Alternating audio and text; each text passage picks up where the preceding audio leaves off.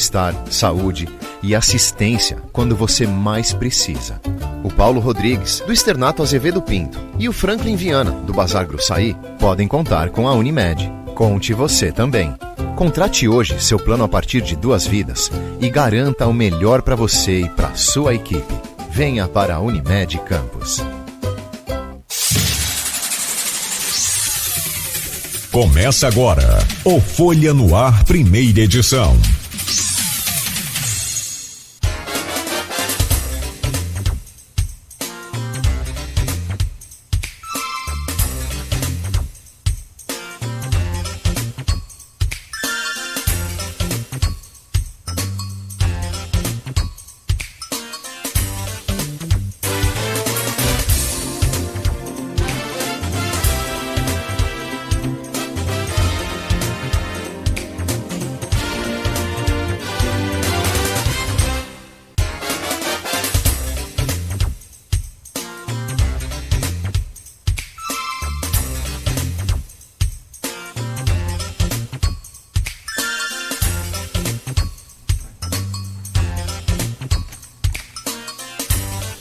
Quinta-feira, 5 de janeiro de 2023. Começa agora pela Folha FM 98,3, emissora do grupo Folha da Manhã de Comunicação, mais um Folha no Ar. Estamos ao vivo, também pelo Face, pelo YouTube, pelo Instagram, pela Twitch TV.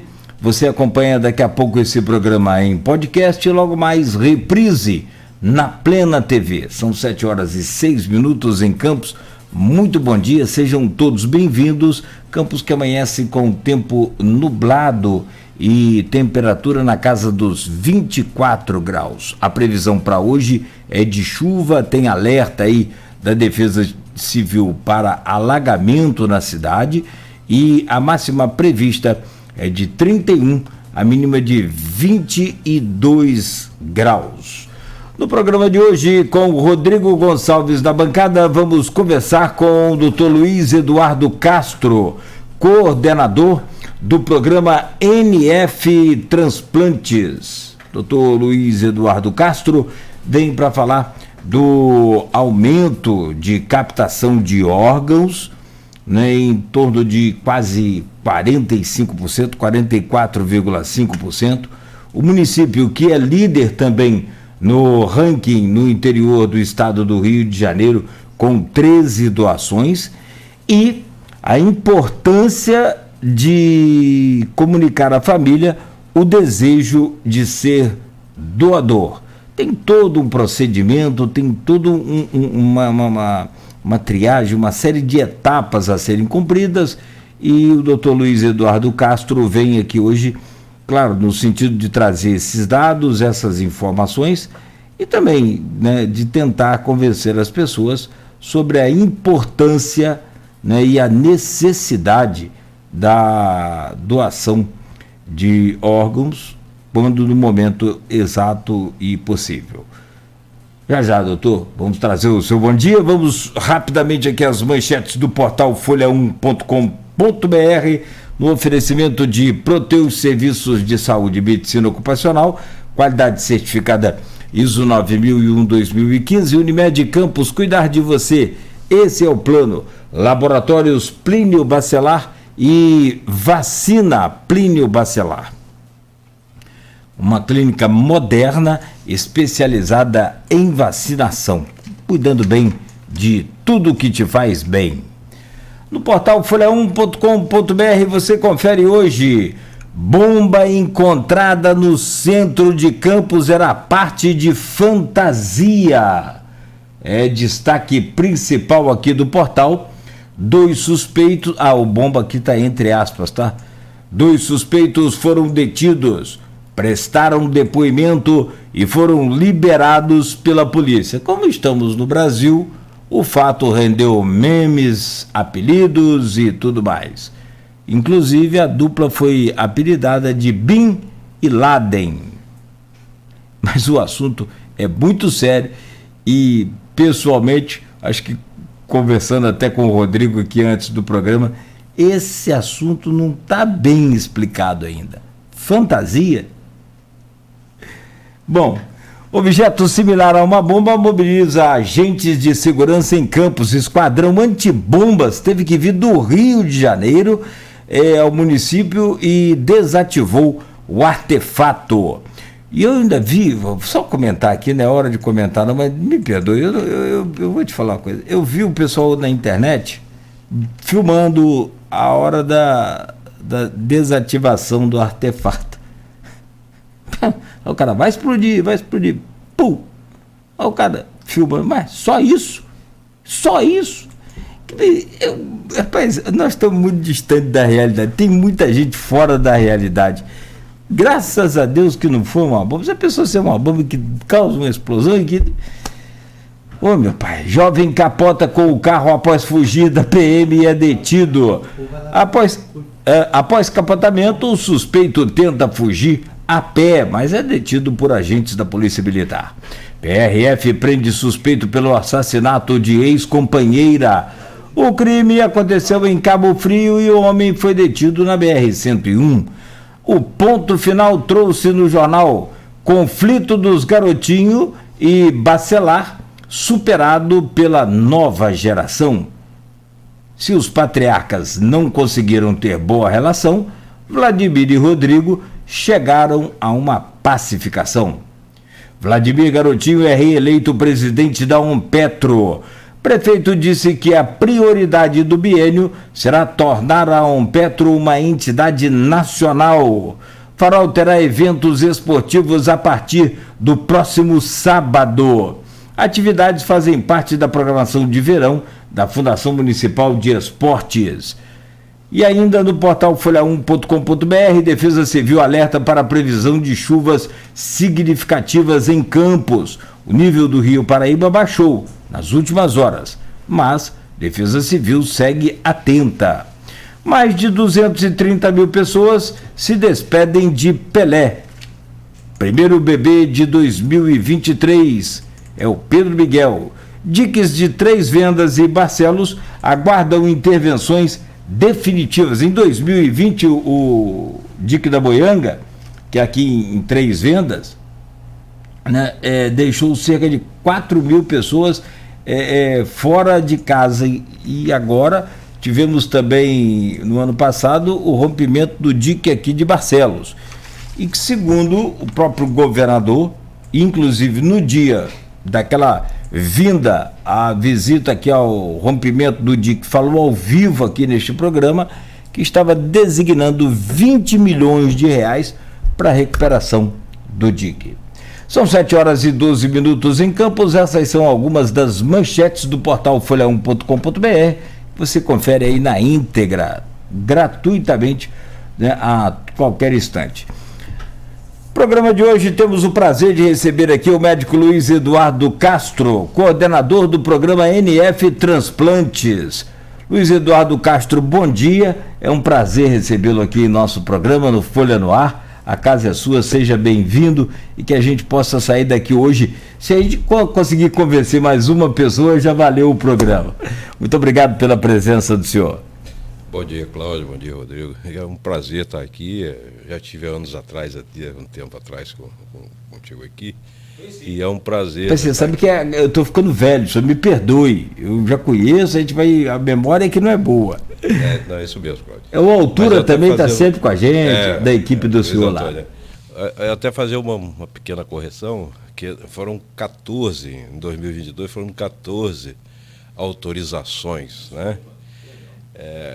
E a gente, foi um número razoável, a gente pensava 14 durante um ano inteiro, né? Mas a proporção é essa mesma, né?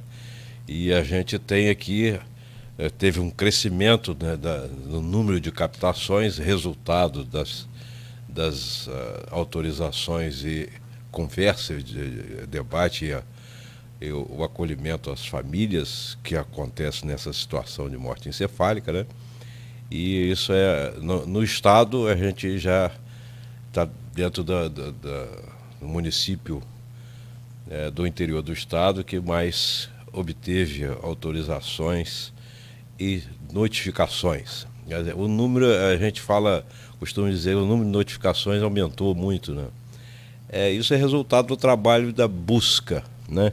Não é porque os casos de morte encefálica aumentaram, né? Porque, infelizmente, ainda acontecem muitas mortes encefálicas, decorrentes principalmente de trauma.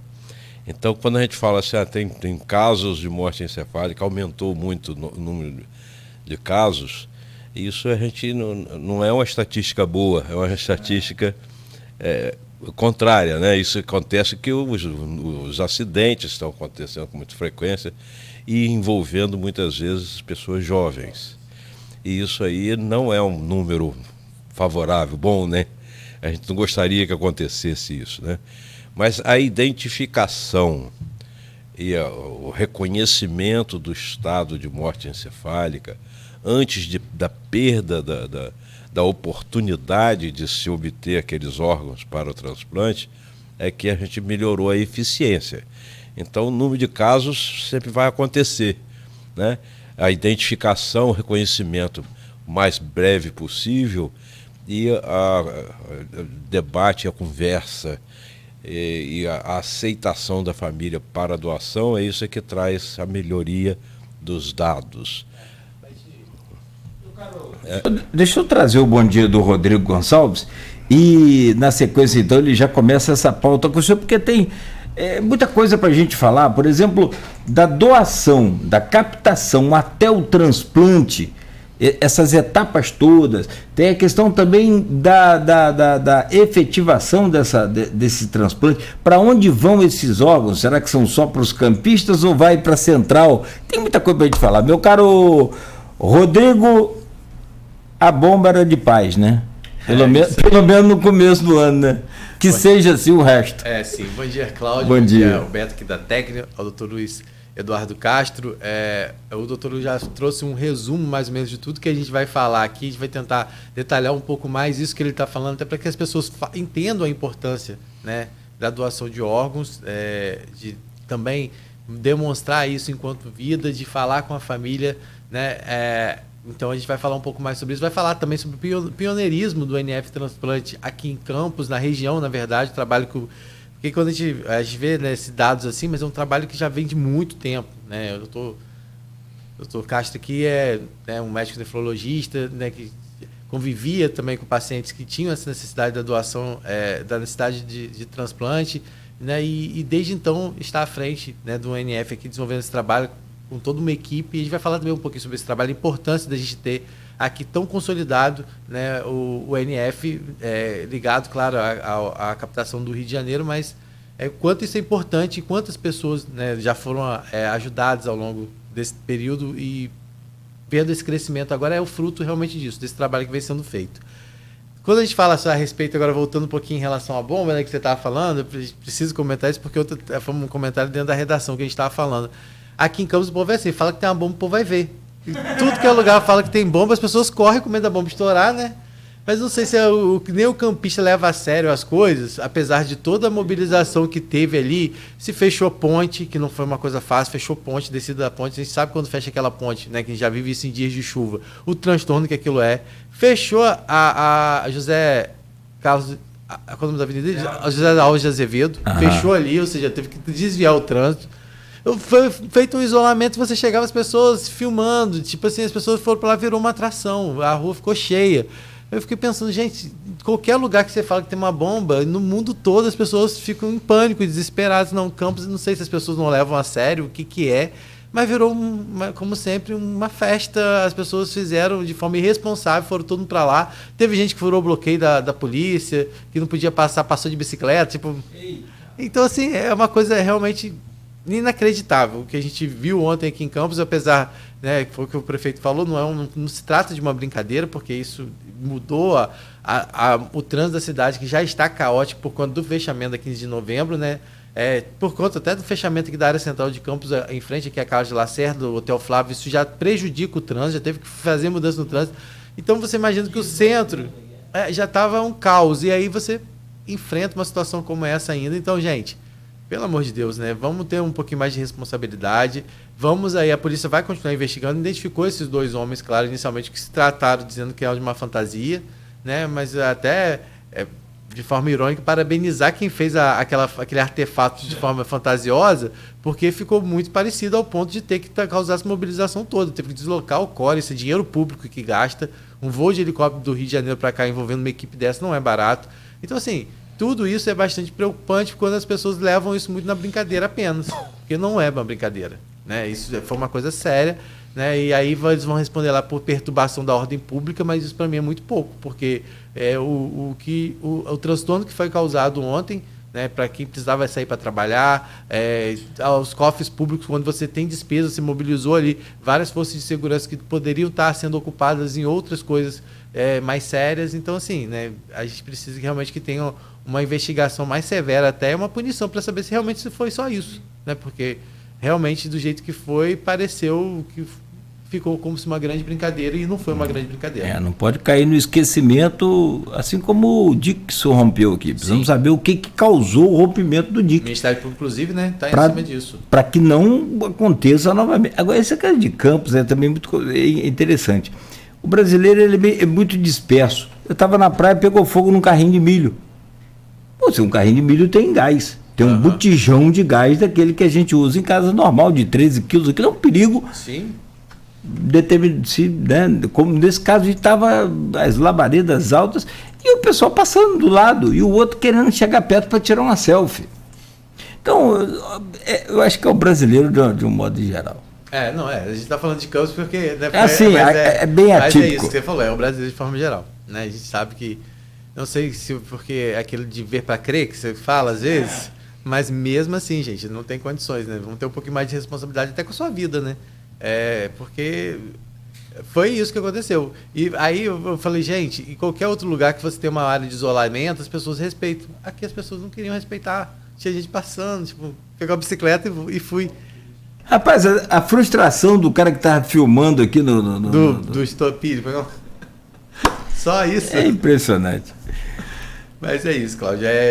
No mais, desejar bom dia, né? Acabei começando a falar, desejar bom dia a você que está acompanhando a gente nas redes sociais, você também que está acompanhando a gente em 98,3, né? E você que passa aqui pelas nossas rodovias, seja na BR-101, seja na BR-356, seja nas rodovias que levam também ao litoral de São Francisco, a São Fidélis, todo mundo que está sintonizado, ligou o rádio, sintonizou em 98,3, fica com a gente, que a gente está sempre trazendo todas as manhãs muita informação para você. Bom, deixa eu abrir então aqui com o Dr. Luiz Eduardo Castro, que é coordenador do programa NF Transplantes, falando desse aumento de captação de órgãos. As informações que a gente tem é de um aumento de quase, arredondando para cima, quase 50%. O senhor já deu bem aqui um resumo, mas a gente queria detalhar.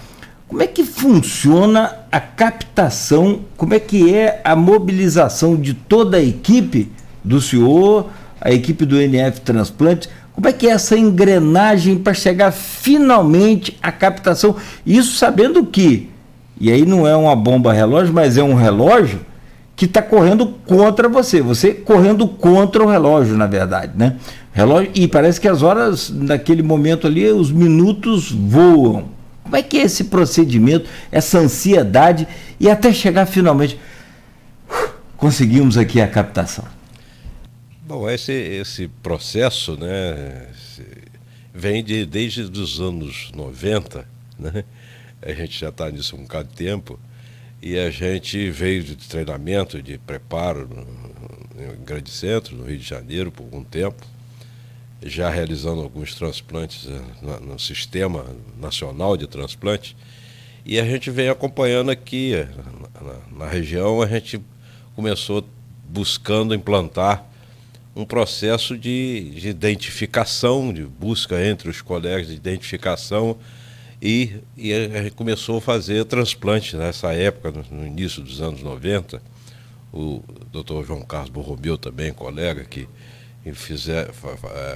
iniciou também o transplante no Hospital Dr. Beda, enquanto a gente começou o transplante na Santa Casa, à época, no início dos anos 90, a gente realizou os primeiros transplantes aqui em Campos, de rim, já o transplante de córneas também sendo realizados pelo professor Oswaldo Cardoso de Mello, Então, o sistema de transplante a gente iniciou aqui e ao longo dos anos, infelizmente, nos últimos 10 anos não está sendo realizado transplante em Campos, por questões as equipes vão envelhecendo, né?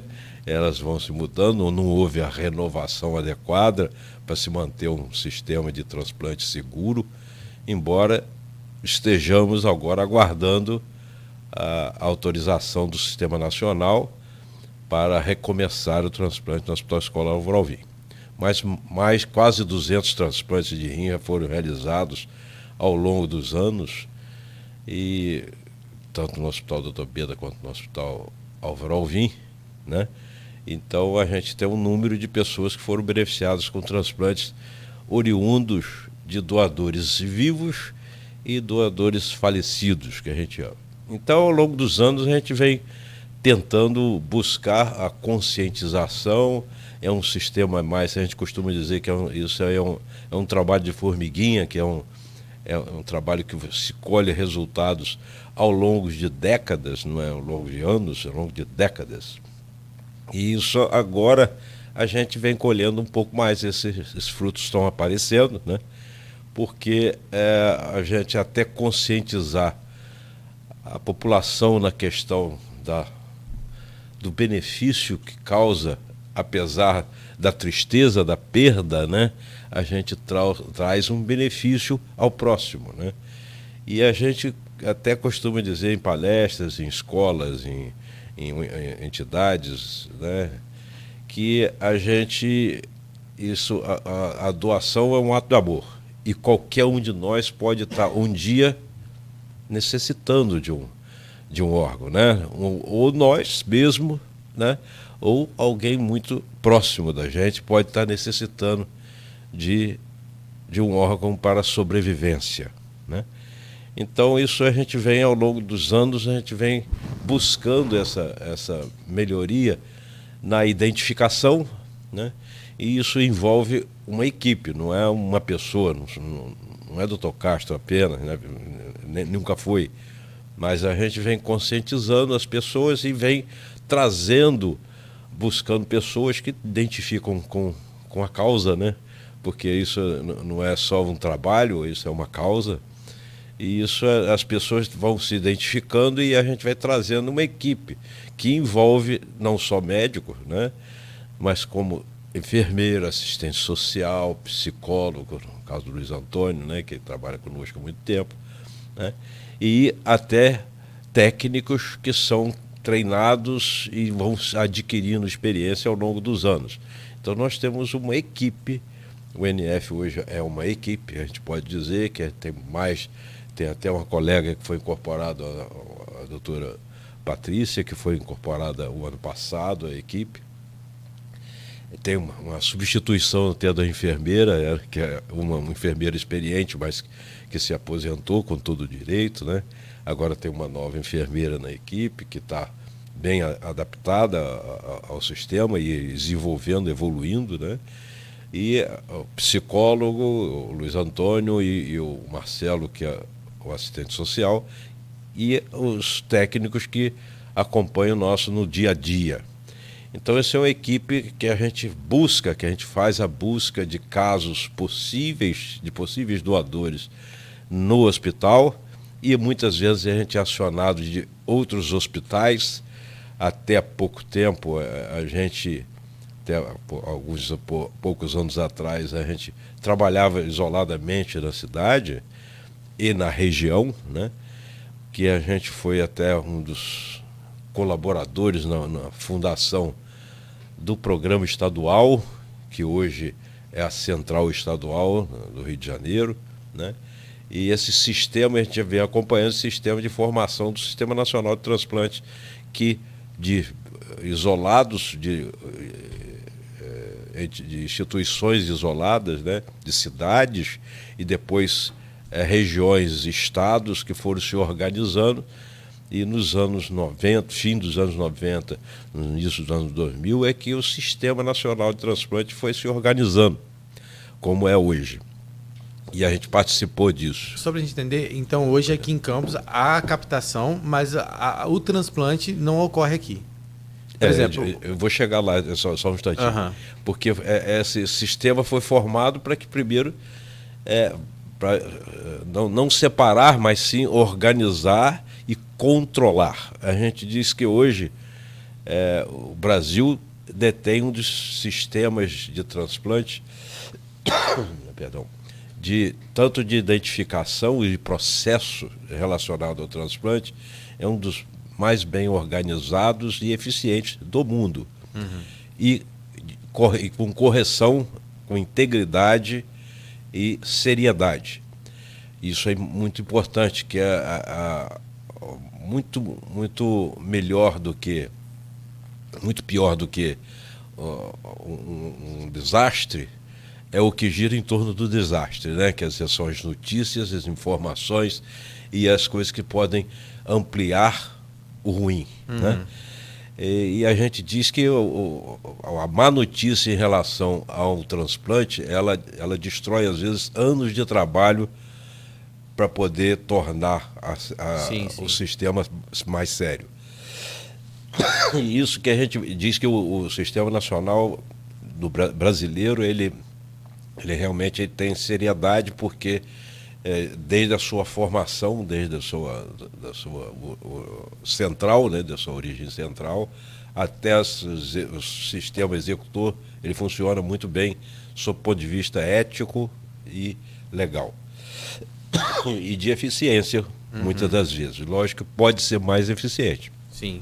Mas entre até o reconhecimento de um potencial doador, que isso exige treinamento, qualificação, habilitação de pessoas para poder identificar um possível doador. A gente chama um possível doador, que é a pessoa que tem, por uma infelicidade, ou um trauma, ou uma doença que leva a uma lesão cerebral, encefálica, que é o modo correto de falar, que leva a um estado de morte encefálica.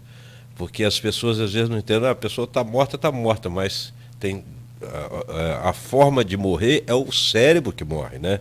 O cérebro é o centro que comanda todo o sistema do organismo, né? A pessoa pode estar com o coração batendo, com o intestino funcionando, né, o pulmão funcionando, os órgãos funcionando, os tecidos viáveis, e o cérebro está morto. E não há retorno da atividade de vida com o cérebro morto. Então, por isso que a gente diz, a morte encefálica é que decreta o estado de morte. No passado a gente tinha o conceito que a pessoa, o coração parou, a pessoa morreu, né? Mas na verdade, hoje, em muitas situações, o coração continua funcionando, né? E a pessoa não está morta, porque desde que o cérebro e o encéfalo esteja decretado o estado de morte encefálica. Então a identificação disso exige preparo técnico. É um critério, né? muito critérios rigoroso, né? rígidos, bem rígidos dentro da base da ciência, né? Que o Papai do Céu nos permitiu ter conhecimento, né? Para desenvolver, tanto sob o ponto de vista técnico, médico, quanto a tecnologia de equipamentos e materiais que identificam esse estado de não funcionamento do cérebro, que decreta o estado de morte. Isso é feito em etapas, doutor? Porque as pessoas acham, né, por óbvio, né, além de toda a capacitação de você, mas tem um protocolo. Tem Sim. etapas que são seguidas até chegar a decretar e aí acionar a família? Sim, existe um protocolo, né, que ele é de reconhecimento e é praticado em todo o mundo, né, que existem etapas na identificação de um possível doador, aí se avalia esse caso, exames clínicos que detectam o não funcionamento do cérebro, confirmados em nossa legislação por obrigação, tem uma confirmação por um método gráfico que a gente chama, e esse método gráfico registra e é composto o processo de identificação do potencial doador, né? Então, de possível passa a ser potencial desde o momento em que haja a identificação e conclusão e definição do estado de morte encefálica. E daí vai-se buscar na nossa legislação a autorização da família, né? Por isso que a complexidade de formação e treinamento e habilitação de uma equipe, porque isso envolve pessoas, né? Famílias, em que na nossa legislação há a necessidade da autorização familiar para a realização da captação, a autorização dessa captação de órgãos para fins de transplante. Isso aí é uma coisa obrigatória em lei, né? E se busca fazer com a correção absoluta, não é a máxima, não é a melhor possível, é a correção absoluta, porque isso envolve pessoas. Sim. Né?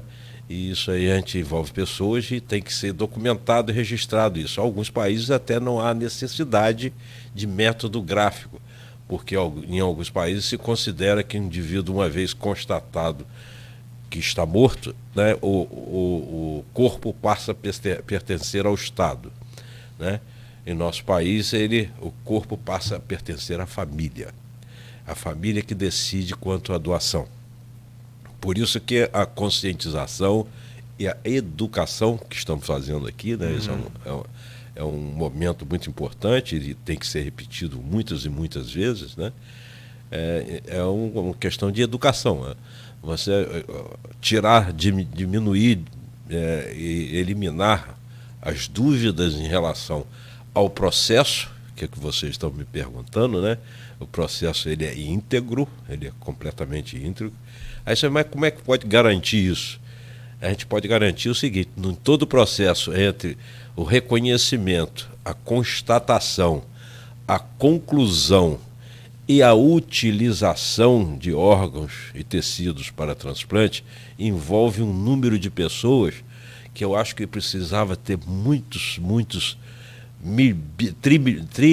trilionários para poder utilizarem o recurso para serem beneficiados com o transplante, porque você envolve muitas pessoas, instituições diferentes, instituições públicas e privadas muitas vezes, e você envolve muitas e muitas pessoas, até entre a identificação de um possível doador até haver a captação e o transplante, né? Você envolve muitos profissionais, não profissionais, agregados, né, de apoio, pessoal de apoio. Então você teria que envolver pelo menos umas 100 pessoas e você comprar todas essas 100 pessoas é possível. A gente tem, isso é possível, mas torna uma coisa muito exposta, né? Vai acabar sendo exposto, né? Nessas em torno de 100 pessoas, o reconhecimento e a divulgação. Com certeza. E todas as vezes que se tentou dizer que houve comércio em relação ao transplante de órgãos e tecidos, as entidades de classe, elas vão imediatamente buscar a identificação, esclarecer isso aí. Todas as vezes que houve a notícia de uma situação dessa, ela foi mostrada que é falsa notícia, que não há essa questão. Outros países, tem países que utilizam, né? E esses países são reconhecidos no mundo inteiro. Isso aí não é dizer que não existe comércio de órgãos em alguns países fora do Brasil. No Brasil não tem. O senhor falou sobre essa questão de toda a engrenagem que envolve, né? E a gente sabe que não é um custo baixo, né? Esse custo é todo feito pelo SUS. Como é que é? Por exemplo, o NF Transplantes aqui, ele é ligado a que setor? É a própria Secretaria Municipal de Saúde, é a Secretaria Estadual de Saúde, é ligado ao SUS? Como é que funciona esse tipo de serviço?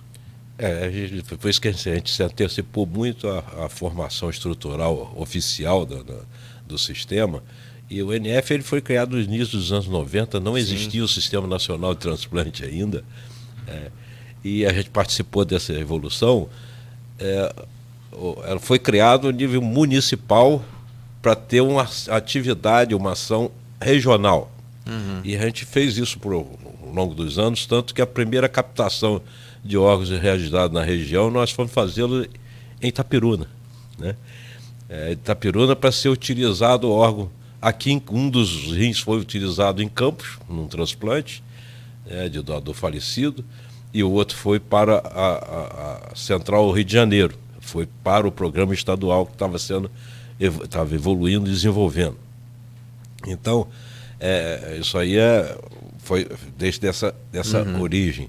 Depois se criou ao modelo que é híbrido americano e espanhol, né? Que é um sistema de organizações de procura de órgãos que tem sedes regionais. A sede regional norte e noroeste é Itaperuna, que a gente trabalha em conjunto, né? Que temos obrigações legais e operacionais de comunicação e contato e informações com a central estadual. Essa central estadual, Rio de Janeiro, só tem uma central estadual, não tem nenhuma outra central regional, e tem obrigações de comunicação ao Sistema Nacional de Transplante, a Central Nacional, né? Essa Central Nacional controla todo o país. Então isso é importante porque as filas de candidatos a receptores, né, elas são todas registradas e a gente não tem esse controle disso. Quem tem são as centrais estaduais e a nacional, tá? Que tem os candidatos a receptores de todos os órgãos, de todos os transplantes, né? Então há um controle. Uma vez identificado um potencial doador aqui, a obrigação legal da gente fazer da notificação para o sistema, em que isso é colocado num sistema informatizado para todo o país, e o órgão é oferecido, ou os órgãos são oferecidos, à lista. Essa lista tem lista para fígado, para rins, para córnea, para tecidos de um modo geral, né?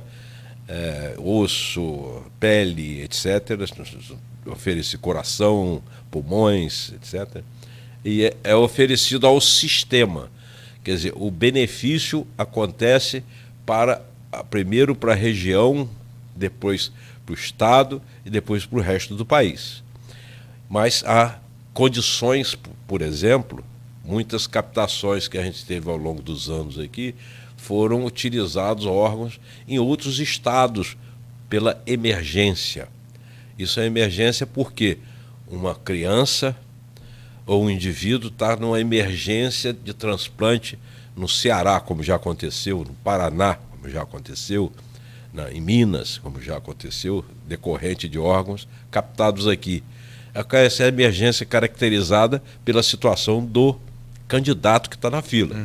Então uma Câmara Técnica analisa as emergências, as urgências de transplante e informam ao Sistema Nacional que, uma vez ser captado um órgão, o Sistema Nacional ele é imediatamente notificado e diz se há emergência ou não para aquele órgão em alguma parte do país. E aí também tem a questão da compatibilidade, né? Exatamente. Também é um critério, porque às vezes a pessoa pode estar na frente na fila, mas não é compatível aquela captação, né? Exatamente. Aí a compatibilidade ela tem que ser sanguínea, imunológica e compatibilidade física.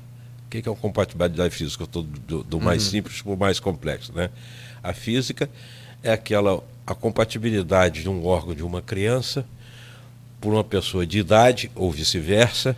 Ela tem que ser analisada para ser o melhor receptor para aquele doador. Isso é tudo muito rápido, né, doutor? Tem que ser muito rápido. Por isso que o sistema ele tem que funcionar. O rápido a gente não quer dizer que tem que ser ineficiente, não.